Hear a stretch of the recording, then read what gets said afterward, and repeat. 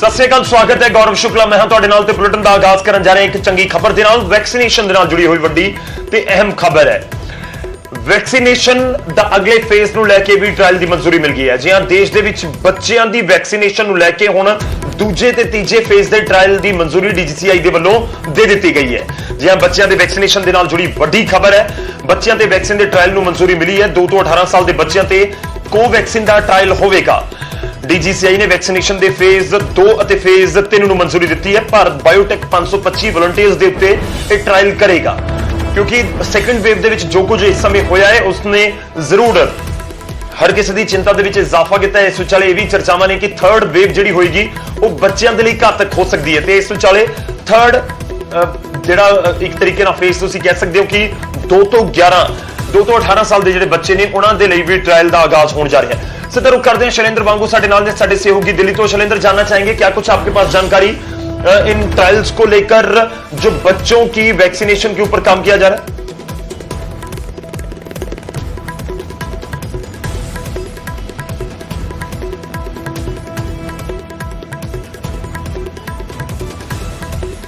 शैलेंद्र, अगर आवाज आप तक पहुंच रही है तो जानना चाहेंगे बच्चों की वैक्सीनेशन के ट्रायल को जो मंजूरी दी गई है उसके बारे में क्या कुछ जानकारी है आपके पास? बिल्कुल गौरव को बता दें कि जो भारत बायोटेक है उनकी कोवैक्सीन का ट्रायल बच्चों पर भी होने वाला है, यानी कि बच्चों को भी जल्द ही वैक्सीन मिल पाएगी। एक बड़ा प्रोटेक्शन है वैक्सीन सभी के लिए। तो ऐसे में 2 से 18 साल के बीच के जो बच्चे हैं उन पर अब ट्रायल होने वाला है और भारत बायोटेक 525 ऐसे हेल्दी वॉलंटियर्स पर यह ट्रायल करेगा और इसमें 2 डोज दिए जाएंगे, पहले दिन और 28वें दिन ये 2 डोज दिए जाएंगे और ये देखा जाएगा कि बच्चों पर ये कितनी कारगर है। आपको बता दें कि भारत में इस वक्त 2 वैक्सीन जो भारत में बनती हैं और एक विदेशी वैक्सीन है स्पुतनिक V जो रशिया से आती है, लेकिन बच्चों के लिए अब तक किसी वैक्सीन का ट्रायल नहीं हुआ था। ये पहली बार है कि भारत की अपनी वैक्सीन जो है वो बच्चों पर ट्रायल इसका होने वाला है। सरकार की तरफ से मंजूरी मिल चुकी है, रेगुलेटर की तरफ से, और अब देखना ही होगा कि वैक्सीन कब तक बच्चों के बीच में आती है। लेकिन अहम बात यह है कि एक्सपर्ट ये मानते हैं कि जो तीसरी वेव होगी वो बच्चों के लिए बहुत घातक हो सकती है। तो ऐसे में वैक्सीन की खबर वाकई में एक राहत की खबर है। शुक्रिया शैलेंद्र, धन्यवाद हमारे साथ जुड़ने के लिए इस पूरी बातचीत के लिए। तो सैकंड और थर्ड फेज ਨੂੰ ਜੋ ਟ੍ਰਾਇਲ ਦਾ ਹੈ ਉਸ ਨੂੰ ਮਨਜ਼ੂਰੀ ਦਿੱਤੀ ਗਈ ਹੈ DGCI ਦੇ ਵੱਲੋਂ। ਇੱਕ ਜ਼ਰੂਰ ਰਾਹਤ ਵਾਲੀ ਖਬਰ ਕਹੀ ਜਾ ਸਕਦੀ ਹੈ, ਪਰ ਜਦੋਂ ਤੱਕ ਨਤੀਜੇ ਟ੍ਰਾਇਲਸ ਦੇ ਆਉਣਗੇ ਉਸ ਵੇਲੇ ਤੱਕ ਜ਼ਰੂਰ ਚਿੰਤਾ ਹੈ ਕਿ ਕਦੋਂ ਵੈਕਸੀਨੇਸ਼ਨ ਸ਼ੁਰੂ ਹੋਵੇਗੀ ਬੱਚਿਆਂ ਦੀ। ਕਿ ਉਮੀਦ ਕੀਤੀ ਜਾਵੇ ਆਉਣ ਵਾਲੇ ਕੁਝ ਮਹੀਨਿਆਂ ਦੇ ਵਿੱਚ ਬੱਚਿਆਂ ਦੀ ਵੀ ਵੈਕਸੀਨੇਸ਼ਨ ਦਾ ਆਗਾਜ਼ ਕਰ ਦਿੱਤਾ ਜਾਏਗਾ।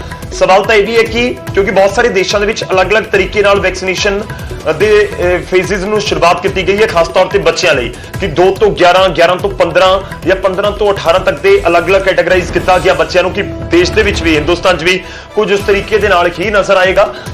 ਇਹ ਆਉਣ ਵਾਲਾ ਸਮਾਂ ਦੱਸੇਗਾ, ਪਰ ਫਿਲਹਾਲ 2 ਤੋਂ 18 ਸਾਲ ਤੱਕ ਦੇ ਬੱਚਿਆਂ ਦੇ ਲਈ ਵੈਕਸੀਨੇਸ਼ਨ ਦੇ ਟ੍ਰਾਇਲਸ ਨੂੰ ਮਨਜ਼ੂਰੀ ਦਿੱਤੀ ਗਈ ਹੈ। ਇਹ ਵੀ ਤੁਹਾਨੂੰ ਦੱਸ ਦਈਏ ਕਿ ਕਈ ਦੇਸ਼ਾਂ ਦੇ ਵਿੱਚ ਆਲਰੇਡੀ ਬੱਚਿਆਂ ਦੀ ਵੈਕਸੀਨੇਸ਼ਨ ਦੇ ਟ੍ਰਾਇਲ ਨੂੰ ਮਨਜ਼ੂਰੀ ਦਿੱਤੀ ਹੈ ਤੇ ਅਮਰੀਕਾ ਦੇ ਵਿੱਚ ਤਾਂ ਵੈਕਸੀਨ ਨੂੰ ਵੀ ਮਨਜ਼ੂਰੀ ਦਿੱਤੀ ਗਈ ਹੈ। ਤੇ ਇਸ ਸਮੇਂ ਸਾਡੇ ਨਾਲ ਡਾਕਟਰ RS ਬੇਦੀ ਜੀ ਜੁੜ ਰਹੇ ਨੇ, ਬੱਚਿਆਂ ਦੇ ਬਾਹਰ ਨੇ। ਸਰ, ਬਹੁਤ-ਬਹੁਤ ਸਵਾਗਤ ਹੈ। ਸੈਕੰਡ ਤੇ ਥਰਡ ਫੇਜ਼ ਦੇ ਟ੍ਰਾਇਲਸ ਨੂੰ ਪਰਮਿਸ਼ਨ ਦਿੱਤੀ ਗਈ ਹੈ DGCI ਦੇ ਵੱਲੋਂ। ਕਿਵੇਂ ਦੇਖਦੇ ਹੋ ਕਿ ਇੱਕ ਬਹੁਤ ਵੱਡਾ ਸਟੈਪ ਖਾਸ ਤੌਰ ਤੇ ਬੱਚਿਆਂ ਦੇ ਲਈ, ਕਿਉਂਕਿ ਚਿੰਤਾ ਥਰਡ ਵੇਵ ਨੂੰ ਲੈ ਕੇ, ਉਹਨਾਂ ਨੂੰ ਲੈ ਕੇ ਜ਼ਿਆਦਾ ਚਿੰਤਾ ਹੈ? ਐਬਸੋਲੂਟਲੀ। ਜੇ ਤੁਸੀਂ ਦੇਖਦੇ ਹੋ ਕਿ ਸਾਇੰਟਿਸਟ ਨੇ ਕਹਿ ਦਿੱਤਾ ਹੈ ਕਿ ਥਰਡ ਵੇਵ ਜੇ ਆਏਗੀ ਜਿਹਦੀ ਕਾਫੀ ਜ਼ਿਆਦਾ ਸੰਭਾਵਨਾ ਹੈ, ਇਹ ਥਰਡ ਵੇਵ ਵਿੱਚ ਯੰਗਰ ਜਨਰੇਸ਼ਨ ਔਰ ਬੱਚੇ ਖਾਸ ਕਰਕੇ ਇਹ ਵੀ ਇਹਦੇ ਲਪੇਟੇ ਵਿੱਚ ਆਉਣਗੇ। ਸੋ ਬੜਾ ਟਾਈਮਲੀ ਸਟੈਪ ਹੈ।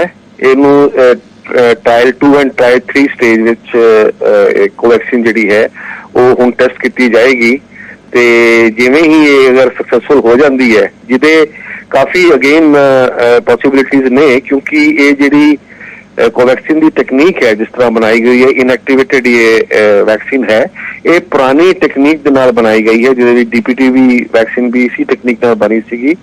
ਸੋ ਚਾਂਸਸ ਆਰ ਕਿ ਇਹ ਸਕਸੈਸਫੁਲ ਹੋਏਗੀ ਔਰ ਅਗਰ ਇਹ ਸਕਸੈਸਫੁਲ ਹੋਏਗੀ ਇਹ ਬੜਾ ਵੱਡਾ ਇੱਕ ਸਟੈਪ ਹੈ ਪ੍ਰੀਵੈਂਸ਼ਨ ਵਾਸਤੇ ਕੋਵਿਡ ਵਾਇਰਸ ਦੇ ਅਗੇਂਸਟ। ਜੀ ਸਰ, ਇੱਕ ਹੋਰ ਚੀਜ਼ ਜਾਣਨੀ ਚਾਹੁੰਦੇ ਹਾਂ, ਕਿਉਂਕਿ ਬਹੁਤ ਸਾਰੇ ਕੰਟਰੀਜ਼ ਦੇ ਵਿੱਚ ਪਰਮਿਸ਼ਨ ਇਨਫੈਕਟ ਦੇ ਦਿੱਤੀ ਗਈ। ਅਗਰ ਮੈਂ ਅਮਰੀਕਾ ਦੀ ਜ਼ਿਕਰ ਕਰਾਂ ਕਿ ਜਿਹੜੀਆਂ ਪਰਮਿਸ਼ਨਸ ਆਊਟ ਆਫ ਇੰਡੀਆ ਮਿਲ ਚੁੱਕੀਆਂ ਨੇ ਬੱਚਿਆਂ ਦੀ ਵੈਕਸੀਨੇਸ਼ਨ ਦੇ ਲਈ, ਕਿ ਉਹਨਾਂ ਨੂੰ ਐਜ਼ ਇਟ ਇਜ਼ ਇੰਡੀਆ ਦੇ ਵਿੱਚ ਇੰਪਲੀਮੈਂਟ ਕੀਤਾ ਜਾ ਸਕਦਾ, ਜਾਂ ਤੁਹਾਨੂੰ ਲੱਗਦਾ ਕਿ ਜਿਹੜਾ ਐਟਮੋਸਫੇਅਰ ਅਲੱਗ ਹੈ ਜਾਂ ਅਲੱਗ ਕੰਡੀਸ਼ਨਸ ਨੇ ਇੰਡੀਆ ਦੇ ਵਿੱਚ, ਇਸ ਕਰਕੇ ਨਹੀਂ ਮਿਲ ਸਕਦੀ ਪਰਮਿਸ਼ਨ? ਆਸਪੈਕਟ ਡਿਫਰੈਂਟ ਹੈਗਾ। ਜਿਹੜੀ ਬਾਹਰ ਦੀ ਵੈਕਸੀਨਸ ਨੇ, ਫਾਈਜ਼ਰ ਦੀਆਂ ਜਾਂ ਜੌਨਸਨ ਦੀਆਂ, ਜੇ ਦੂਜੀਆਂ ਵੈਕਸੀਨ ਨੇ, ਉਹਨਾਂ ਵੈਕਸੀਨ ਦੇ ਉੱਤੇ ਟ੍ਰਾਇਲ ਹੋਈ ਸੀਗੀ। ਵੇਰ ਇੰਡੀਆ 'ਚ ਜਿਹੜੀ ਹੁਣ ਟ੍ਰਾਇਲ ਸੈਕੰਡ ਜਾਂ ਥਰਡ ਸਟੇਜ ਦੀ ਅਸੀਂ ਕਰ ਰਹੇ ਹਾਂ, ਉਹ ਕੋਵੈਕਸਿਨ ਵਾਸਤੇ ਹੈ, ਜੋ ਕਿ ਇੰਡੀਅਨ ਵੈਕਸੀਨ ਹੈ। ਸੋ ਜਿਹੜੀਆਂ ਬਾਹਰ ਤੋਂ ਵੈਕਸੀਨ ਆਉਣਗੀਆਂ, ਜਦੋਂ ਇੰਪੋਰਟ ਅਲਾਉ ਹੋ ਜਾਏਗਾ, ਉਸ ਵੇਲੇ ਉਹ ਵੈਕਸੀਨ ਅਗਰ ਉੱਥੇ ਟ੍ਰਾਇਲ ਹੋਈ ਹੈ ਤੇ ਇੰਡੀਅਨ ਗਵਰਨਮੈਂਟ ਅਗਰ ਚਾਹੇ ਤੇ ਉਸ ਨੂੰ ਇੰਡੀਆ ਵਿੱਚ ਇਸ ਤਰ੍ਹਾਂ ਹੀ ਇਸਤੇਮਾਲ ਕਰਨ ਦੀ ਇਜਾਜ਼ਤ ਦੇ ਸਕਦੀ ਹੈ, ਵਿਚ ਸ਼ੁਡ ਬੀ ਗਿਵਨ। ਮਗਰ ਕਿਉਂਕਿ ਇਹ ਕੋਵੈਕਸਿਨ ਜਿਹੜੀ ਹੈ ਇੰਡੀਅਨ ਵੈਕਸੀਨ ਹੈ ਔਰ ਇਹਦੀ ਟ੍ਰਾਇਲ ਜਿਹੜੀ ਹੈਗੀ ਹੈ ਉਹ ਇੰਡੀਆ 'ਚ ਹੀ ਹੋ ਰਹੀ ਹੈ, ਤਾਂ ਇਹ ਵੈਕਸੀਨ ਵਾਸਤੇ ਜਦੋਂ ਲਗਾਉਣ ਦੀ ਅਸੀਂ ਇਜਾਜ਼ਤ ਦੇਵਾਂਗੇ, ਉਹ ਇਟ ਵਿਲ ਡਿਪੈਂਡ ਔਨ ਕਿ ਇਹਦੇ ਰਿਜ਼ਲਟ ਕੀ ਨਿਕਲਦੇ ਨੇ। ਸ਼ੁਕਰੀਆ ਸਰ, ਧੰਨਵਾਦ ਸਾਡੇ ਨਾਲ ਜੁੜਨ ਦੇ ਲਈ, ਇਸ ਪੂਰੀ ਗੱਲਬਾਤ ਦੇ ਲਈ। ਲਾਜ਼ਮੀ ਤੌਰ ਤੇ ਉਸ ਦੇ ਉੱਤੇ ਨਜ਼ਰ ਹੈ ਕਿ ਕਿਸ ਤਰੀਕੇ ਨਾਲ ਚਾਈਲਡ ਵੈਕਸੀਨੇਸ਼ਨ ਦੀ ਪ੍ਰੋਸੈਸ ਨੂੰ ਅੱਗੇ ਵਧਾਇਆ ਜਾਵੇ, ਕਿਉਂਕਿ ਆਉਣ ਵਾਲੇ ਦਿਨਾਂ 'ਚ ਜੇ ਥਰਡ ਵੇਵ ਦਾ ਜ਼ਿਕਰ ਹੋ ਰਿਹਾ, ਦਿੱਕਤ ਹੋਏਗੀ, ਤਾਂ ਉਸ ਦੀ ਤਿਆਰੀਆਂ ਹੁਣ ਤੋਂ ਹੀ ਕਰਨੀਆਂ ਹੋਣਗੀਆਂ। ਔਰ ਉਮੀਦ ਕਰਦੇ ਹਾਂ ਕਿ ਜ਼ਰੂਰ ਜਲਦ ਇਹ ਜਿਹੜੇ ਟ੍ਰਾਇਲਸ ਨੇ ਉਹ ਕੰਪਲੀਟ ਹੋ।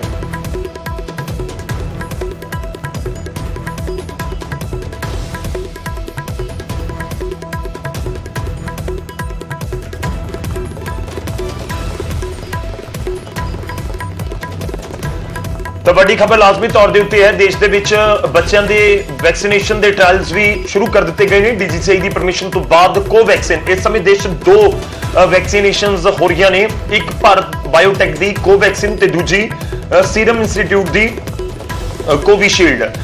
ਤੇ ਕੋਵੈਕਸਿਨ ਦੇ ਟ੍ਰਾਇਲ ਨੂੰ ਮਨਜ਼ੂਰੀ ਦਿੱਤੀ ਗਈ ਹੈ ਕਿ ਕੋਵੈਕਸਿਨ ਬੱਚਿਆਂ ਦੇ ਉੱਤੇ ਵੀ ਟ੍ਰਾਇਲਸ ਦੇ ਉੱਤੇ ਕੀਤੇ ਜਾ ਸਕਣ। 525 ਵਲੰਟੀਅਰਸ ਦੇ ਉੱਤੇ ਇਹ ਪੂਰਾ ਟ੍ਰਾਇਲ ਭਾਰਤ ਬਾਇਓਟੈਕ कर रहा है।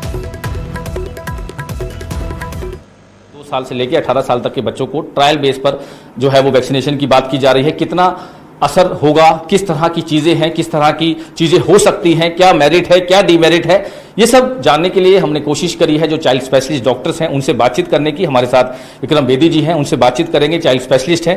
डॉक्टर साहब, अब सिचुएशन ऑब्वियसली आपको पता है कि काफ़ी एक्स्ट्रा ऑर्डिनरी है। वैक्सीनेशन हालांकि आ गई है, लोगों में एक्साइटमेंट भी बहुत है, लोग लगा भी रहे हैं, 18+ से भी अब लगना शुरू हो चुकी पंजाब में। अब बात की जा रही है ट्रायल की 2 साल के बच्चों से 18 साल तक। आप किस तरह से देखते हैं, क्योंकि बच्चों का मामला है, किसी भी तरह से कोई रिस्क जो है वो नहीं लिया जाएगा? बिल्कुल, देखो कहा जा रहा है कि थर्ड वेव जो आने वाली है उसमें बच्चों की इन्वॉल्वमेंट ज़्यादा रह सकती है, ऐसा साइंटिस्ट का मानना है, जो प्रेडिक्शन है। बहुत ज़रूरी है बिकॉज अगर बच्चों में भी ये बीमारी फैल जाए तो हम अभी देख रहे हैं हमारा हेल्थ इंफ्रास्ट्रक्चर क्राइसिस में है। बच्चों के मामले में तो एक मास पैनिक और क्रिएट हो जाएगा। तो इस स्टेप को मैं बहुत एक अच्छा स्टेप मानता हूँ कि एक सेकंड फेज ट्रायल शुरू हुआ है। तो इसके बारे में अगर मैं थोड़ा सा सरल भाषा में बताऊं कि क्या होते हैं ये ट्रायल। हर क्लिनिकल ट्रायल ना 5 फेज के होते हैं, 3 फेज जो है वो मेन होते हैं। ट्रायल 1 वैक्सीन बनती है तो एक छोटे ग्रुप में उसका यूज होता है। जैसे मान लो 50 to 100 के ग्रुप में उस वैक्सीन को लगाएंगे, उसका साइड इफेक्ट भी देखते हैं और उसका इफेक्टिवनेस भी देखी जाती है। तो एक बार वो देखते हैं कि हाँ जी एक छोटे ग्रुप में वैक्सीन सफल हुई है और साइड इफेक्ट नहीं आए, तो वो एक फेज 2 ट्रायल पे आते हैं। फेज 2 ट्रायल में क्या होता है कि नंबर ऑफ सब्जेक्ट्स जिनको ये वैक्सीन लगेगी ये बढ़ जाते हैं। तो अब देखा गया है कि ये जो फेज 2 ट्रायल हो रहा है ये ऑल ओवर इंडिया हो रहा है। एम्स दिल्ली में, भोपाल में और काफी जगह हैं जहां पे ये शुरू हुआ है। अराउंड 500 to 550 बच्चों को लिया गया है और इनको ये वैक्सीन लगेगी। अब इस वैक्सीन की इफेक्टिवनेस देखी जाएगी, इस वैक्सीन का साइड इफेक्ट देखा जाएगा। साइड इफेक्ट भी 2 तरह के होते हैं, एक होता है शॉर्ट टर्म साइड इफेक्ट और एक होता है long term side effect. Short term मतलब वैक्सीन लगा, इमीडिएटली उसके बाद बुखार आया, कोई चिड़चिड़ापन आया, कोई ऐसी कोई चीज आई, इसको हम शॉर्ट टर्म इफेक्ट्स कहते हैं। लॉन्ग टर्म होता है जो हमें काफी देर बाद पता चलते हैं।